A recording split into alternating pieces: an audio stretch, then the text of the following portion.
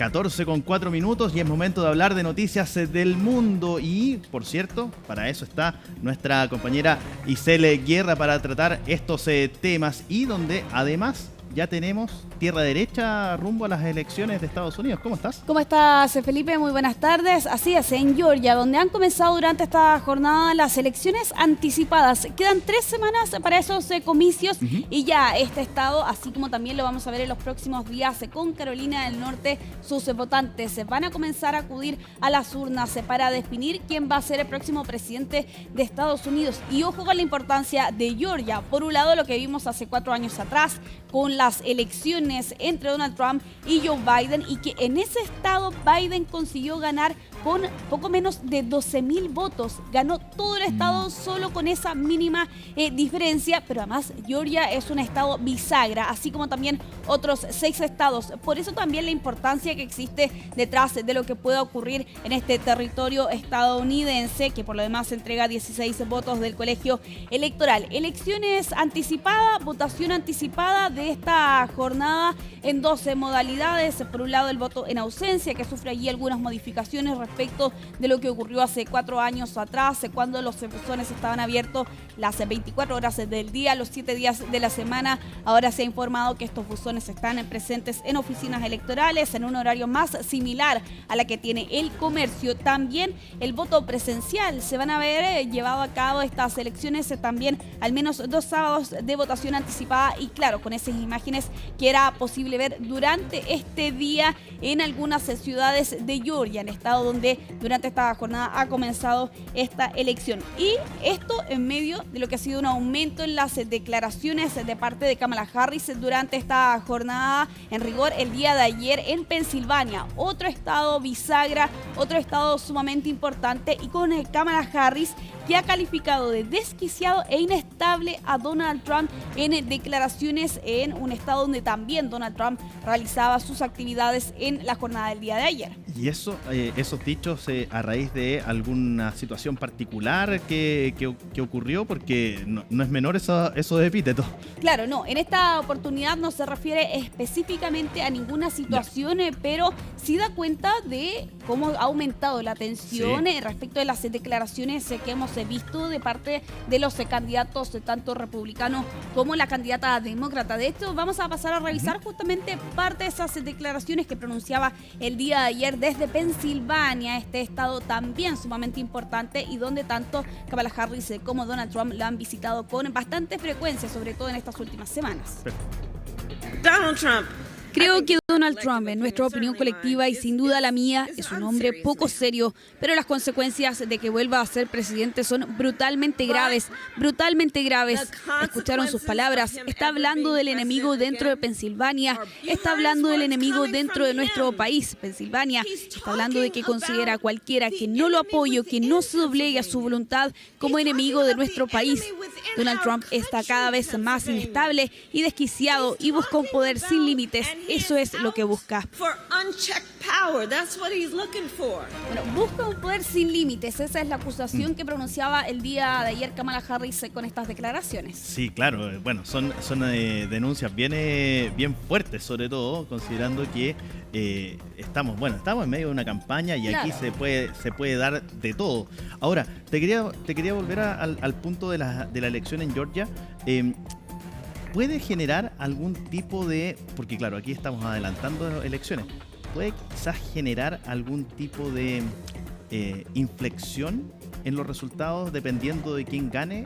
Bueno, ahí hay toda una matemática que hay que hacer. Expliquémosles a quienes se nos ven a esta hora cómo funcionan las elecciones en Estados Unidos. Son elecciones indirectas, no está regido por necesariamente la cantidad de votos que consigan en cada uno de los estados. Por eso se habla de este número de 270, que son los votos que se tienen que conseguir en el colegio electoral. Y cada uno de estos estados, dependiendo de su proporción, ¿no? En el caso de California es uno de los que entregan la mayor cantidad de estos delegados, van a una especie de, si lo podemos llamar así, sumatoria justamente de estos respaldos, que se traducen en que el que gana el Estado gana todos los votos de ese territorio.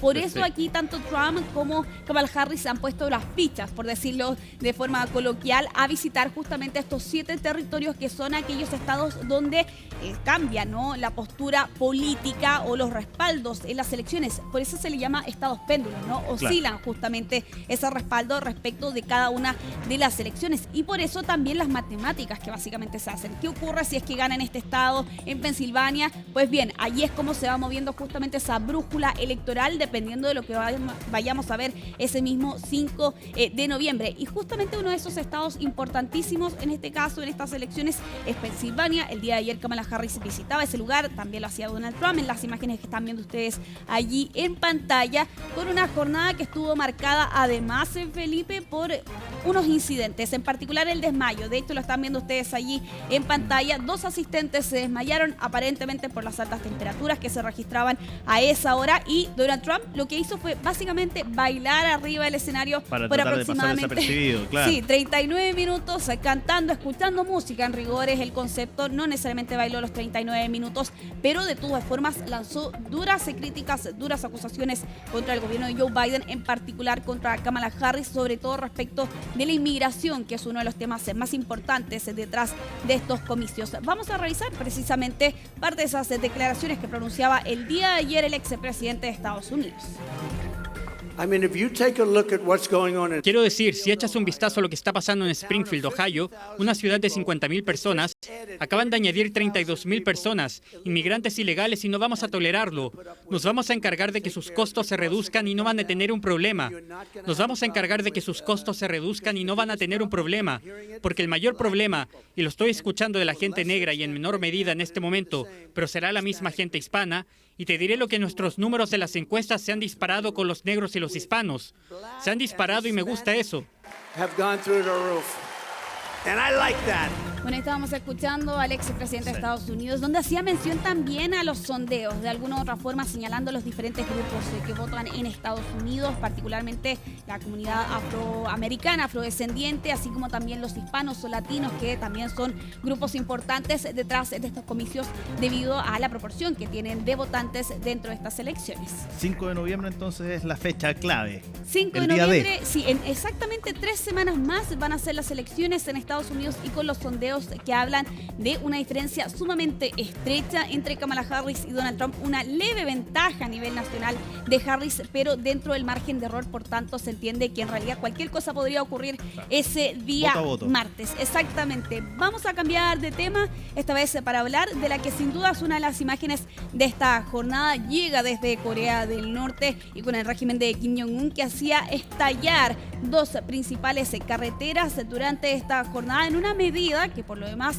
ya habían adelantado aquí las autoridades del régimen norcoreano el pasado 9 de octubre. Y claro, con esa imagen que están viendo ustedes allí en pantalla, donde se destruyen con explosivos, así como también con la presencia de maquinaria pesada, incluidos camiones y retroexcavadoras, para justamente eliminar estas 2 principales vías que unen a Corea del Norte con Corea del Sur, en lo que se interpreta como una forma de aislar completamente, ¿no?, a este país con su vecino del sur. Pero ojo, porque tampoco tiene mucha importancia, al menos en lo práctico. Estamos hablando de que justamente la frontera que separa estas 2 naciones es de las más vigiladas del mundo, fuertemente fortificada.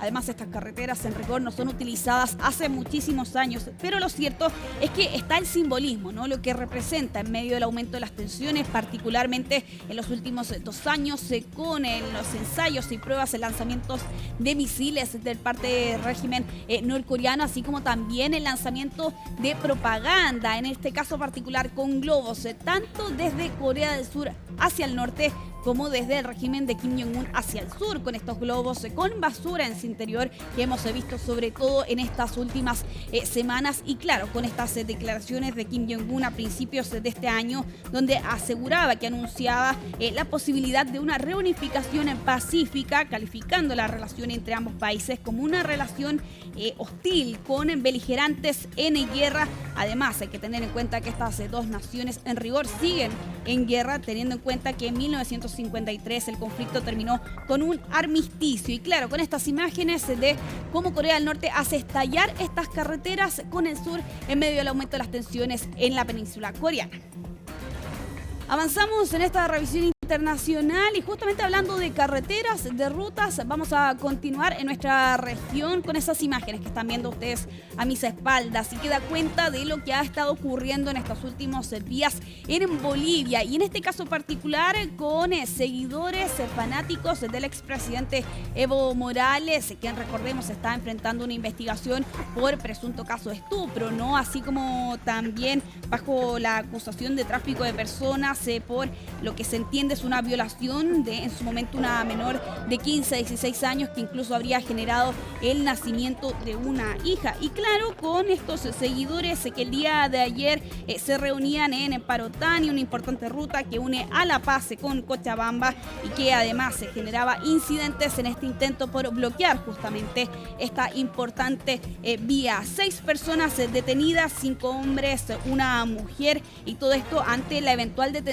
que podría enfrentar Evo Morales justamente por este caso, por esta causa, que si bien hasta este momento no se ha dictado una orden de captura o de detención en su contra, sí, la menor, sí, el padre más bien de esta mujer, de esta menor, fue detenida el pasado viernes por negarse a declarar. Evo Morales también se ha negado a declarar ante la Fiscalía cuando estaba citado para el pasado día jueves.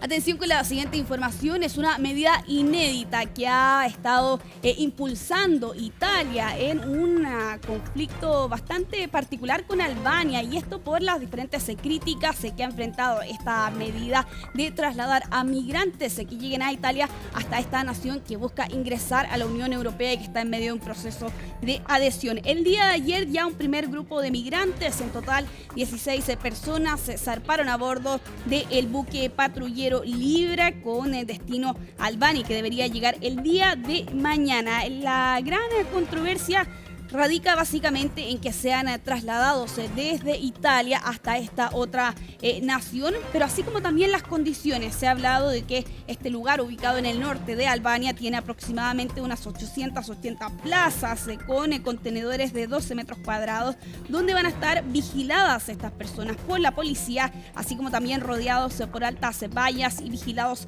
por cámara, donde podrían estar incluso hasta un mes completo a la espera de que se desarrollen y se concluyan sus solicitudes de asilo. Controvertido acuerdo que por lo demás solo en el traslado de cada uno de estos migrantes se tiene un valor aproximado según los medios italianos de unos 18.000 euros y claro, a eso se suma también el costo de este lugar ubicado en el norte de Albania, 800 millones de euros por los próximos 5 años. Hablando de imágenes, nos vamos a cambiar de tema y nos vamos a ir hasta Rusia con esta historia bastante sorprendente que por lo demás todavía está llena de algunas incógnitas y de algunas dudas que persisten, pero con esa imagen que están viendo ustedes a mis espaldas de este hombre que estuvo casi 10 semanas a la deriva en el mar y finalmente ha sido rescatado por las autoridades de Rusia en esta pequeña embarcación en uno de los mares más fríos, por no decir el más frío del este de Asia, que de hecho suele congelarse entre octubre y marzo. Y claro, con este hombre de 46 años que logró sobrevivir 67 días a la deriva en esta embarcación tras haber zarpado junto a su hermano y al hijo de su hermano el pasado 9 de agosto, y con estas 2 personas que por lo demás murieron, al menos según lo reportan así las autoridades locales, en un hecho que al menos hasta ahora no están del todo claras esas circunstancias. De todas formas, queda la imagen de ese rescate que de hecho ha sido publicado por las autoridades rusas de este hombre con el chaleco salvavidas que finalmente era encontrado flotando en esta pequeña embarcación, que de hecho es justamente lo que están viendo ustedes allí en este momento, y todo esto tras haber sido avistado por un barco pesquero que estaba navegando en esta zona. Dio la alerta a las autoridades y finalmente lograron rescatar a este hombre que estuvo 67 días en el mar. Cambiamos de tema, esta vez para hablar de la diplomacia de los pandas. Y es que es algo que hemos estado comentando durante esta jornada. Finalmente, hace solo algunas horas atrás, han llegado hasta la capital estadounidense tras un largo viaje desde China. Esto como parte de los esfuerzos que hemos visto de parte de China y Estados Unidos, dos potencias, por de alguna u otra forma descongelar las relaciones que hemos visto, y en su punto más álgido lo vimos hace algunos años atrás con la guerra comercial lanzada y emprendida por Donald Trump. La imagen la ven ustedes ahí en pantalla, la llegada a eso de las 10 de la mañana hora local durante este día para poder llegar hasta el zoológico Smithsonian, que es donde van a estar por los próximos 10 años tras haber abandonado el día de ayer China, y con una espera que incluso llevaba que hace algunos meses atrás la primera dama de Estados Unidos, Jill Biden, anunciara el regreso por primera vez en 24 años de pandas chinos hasta la capital estadounidense. En total, entonces, una década deberían permanecer en el país norteamericano, previo pago por lo demás de $1 millón cada año, mientras justamente estos dos ejemplares bautizados como Baoli y King Bao permanezcan en el país norteamericano. Para finalizar esta revisión internacional lo vamos a hacer con imágenes que han sorprendido muchísimo. Lo están viendo ustedes allí en pantalla. El desierto del Sahara inundado, incluso generando y reactivando viejos lagos que estaban completamente secos. Es primera vez en décadas, en rigor en medio siglo, que se ven estas imágenes en el que es considerado uno de los lugares más áridos y estériles del mundo. Imágenes, Felipe, por lo demás impresionantes, ¿no? De estos grandes lagos en medio de las dunas, un fenómeno que se explica básicamente por las intensas lluvias que se han registrado recientemente, teniendo en cuenta que en esta zona llueven un poco más de algunos milímetros cada año. Muy difícilmente se ocurre ese fenómeno en verano, pero en esta oportunidad, debido a las intensas precipitaciones reportadas sobre todo en el mes de septiembre, es que se están registrando estas imágenes. Son de verdad que increíbles, la verdad, porque es ver lagos, claro, ahí instalados en pleno desierto. Pues muchísimas gracias, Isel, por todo el comentario. Que estés muy bien. Que estés muy bien.